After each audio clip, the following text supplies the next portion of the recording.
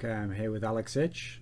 Ignore the reflections thing, everyone who sees this on the background. So it's going to be a quick video interview with him. And so the main topic that we're going to talk about to start off with is the fact that your team's actually going to play for NiP. This is like official, and that you're going to have k0u as your jungler. So what are your first impressions of this? Like, how did this come about? So I really like to play with k0u because he's a lot aggressive. I'm not sure about me top lane yet. I think I'm doing good, even though my picks are not considered conventional because I'm picking a lot of mid champs. But I think that they're really good in current meta. And overall, I'm really satisfied with team, and I think that everyone is dedicated and we want to be the best. So it's only when people see this video, this is the first time they'll have heard officially that k0u is definitely the jungler. Okay, what was it in him that made him like the right jungler for this team? Like, I mean, I heard from talking to some of the other players that like you already thought he was good, or you'd seen him when he was in the amateur scene or something. What did you know about him? Like, we're really good friends with k0u, so I followed like all his plays and was rooting for him when he was C9. And I don't know, like, I can't say that like he solo carried the team, but he applies so much pressure as jungler, and I think it is really good in current meta and overall in the meta. And he's really young and like dedicated, and I think he just wants to win and wants to play really aggressive, and I think it's good. When you played in Gambit, you obviously had one of the most famous jungler synergies ever with Diamond Procs. How would you compare k0u to Diamond Procs if someone hasn't seen k0u play yet? Maybe they don't watch amateur, you know.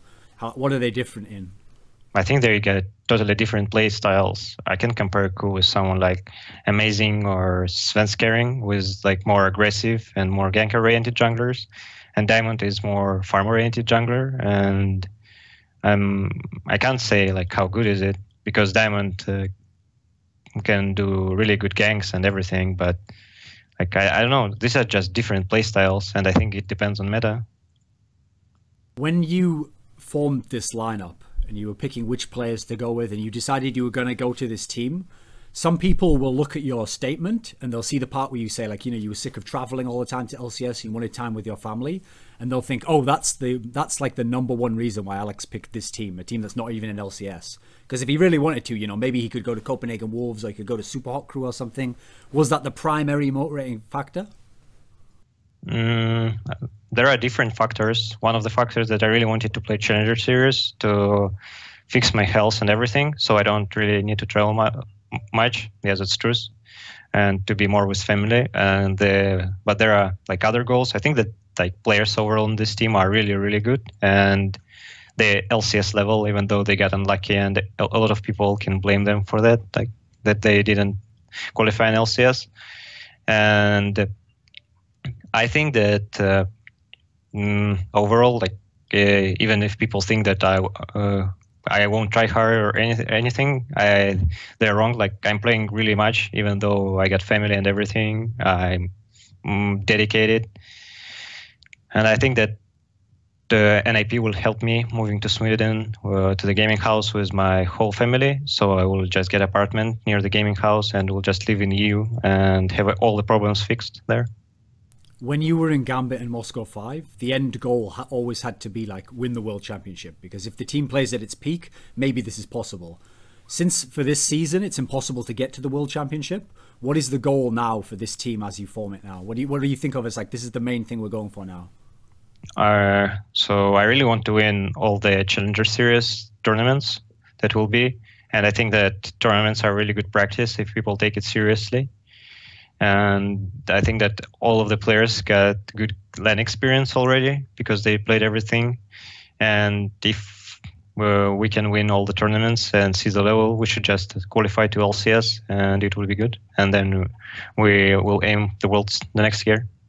Even though it's a few months away, if you could get into LCS, I think of a question that people probably haven't thought of yet, but it seems obvious, which is when you were in Gambit and you couldn't go and have a gaming house in Germany and you couldn't just stay there the whole time like other teams do.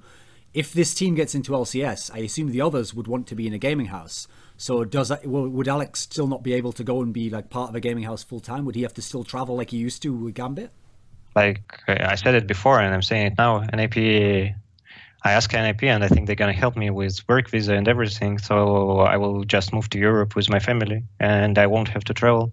I will just live near the gaming house and will be there, like at full-time work or part-time work, and we will maybe even sleep there sometimes to just be full dedicated and train with team.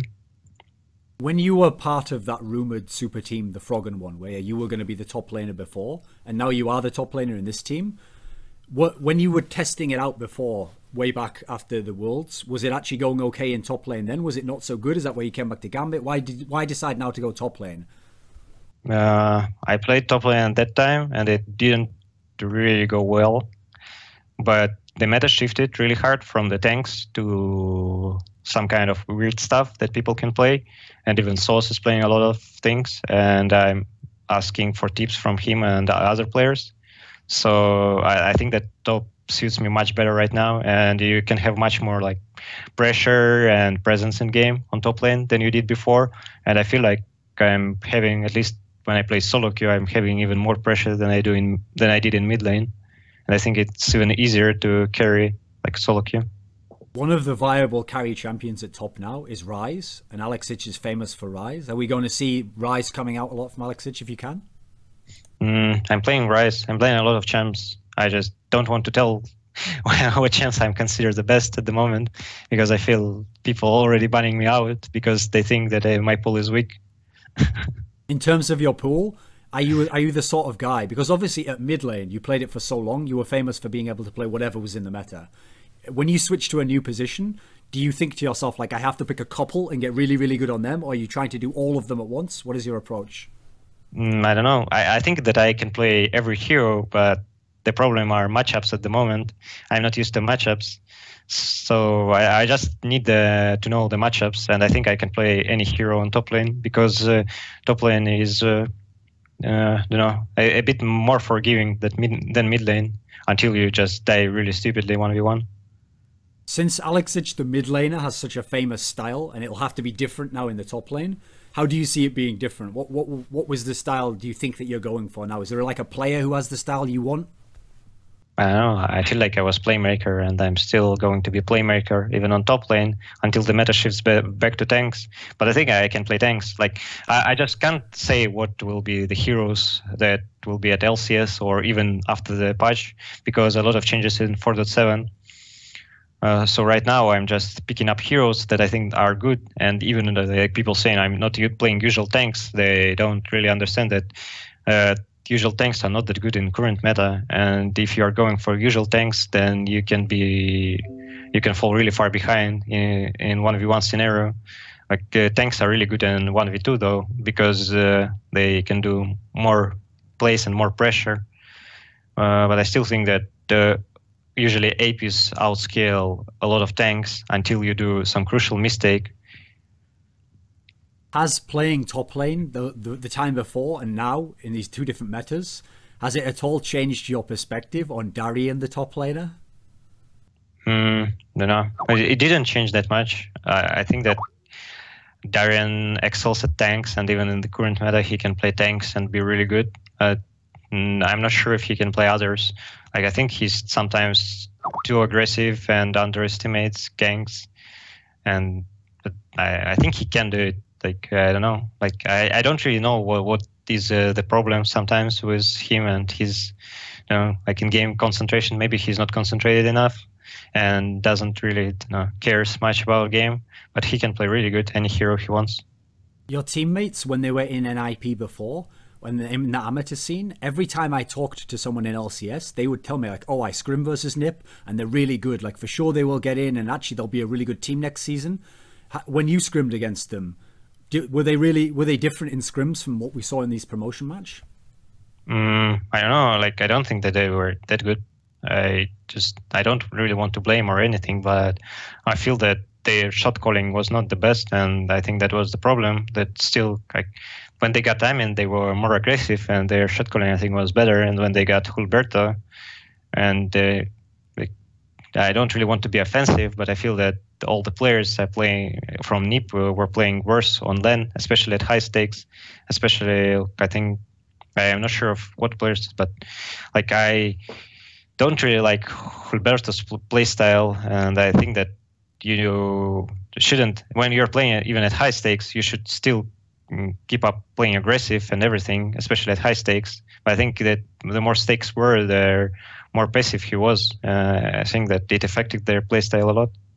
So does that mean in this version of that team with Alex Ich, does Alex Ich play like a commander role? Do you have shot calling? Does k0u do the shot calling? How do you think it will work? I think that k0u will do a lot of shot calls. I think he should do the most of shot calls. And overall, I think we're doing good. We should work on it more. Like I'm doing some shot calls with teleports right now, because I really like to play with teleport, and I think that you can force a lot of team fights that enemies don't expect. But overall, I think in early it's the most easy roles for shot calling is jungler and support. And I think that jungler should do a lot of shot calls and to try to do early pressure in place, and I think that k0u can do it. When you said in your statement when you left Gambit, you said this comment about how like in the past you felt like the team no longer like practiced the same way or had the same hunger to win, and people thought they were better than they were. If you join this team now, some of these players were actually considered cocky in the past. Maybe it was a while ago, but some of them, like Nukedog, people thought he was quite cocky. Mithy sometimes. Do you get a sense for what kind of identity this team has? Like, is it a team that's like they think of themselves as amateurs? Do they think they're really good already? What sense do you get after the short time you've been around them?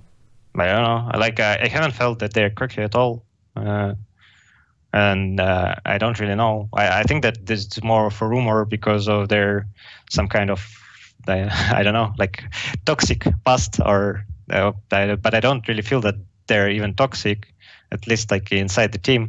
And outside, I think that I will try to like hold everything. I don't think that they are doing it on purpose or they try to hurt people. Like they're joking, and sometimes people don't understand that they're jokes. And I think that they should just think more about what they're speaking in the crowd. And I think it should be okay. Okay, to wrap things up, if people watch this team now and they've only seen you play a couple of games in these online cups, what message would you have for like old Alex Ich Gambit fans or people who like are becoming new fans of this team? What should they expect from this new team that's going to be in NiP now? I don't know. Like they should expect us to win, and they should expect us to be a really good team. Like we will work really hard on our game, play style, picks, and everything, and comps. We're not like that far from the start, and I think that we will get much better. I feel really good potential in team, and I really believe that we got the best lineup we could get, at least in amateur. And I think that we can be the first place in Challenger Series, and then we'll see if we can get in LCS. Okay, do you have any final words, someone you want to thank at the end of the interview? I really want to thank all our fans, all my fans, and I really want to thank NiP for helping us, and for at least I hope that they will help me moving to gaming house, and then we will be 5 people there, and we will just train nonstop. Спасибо. Спасибо.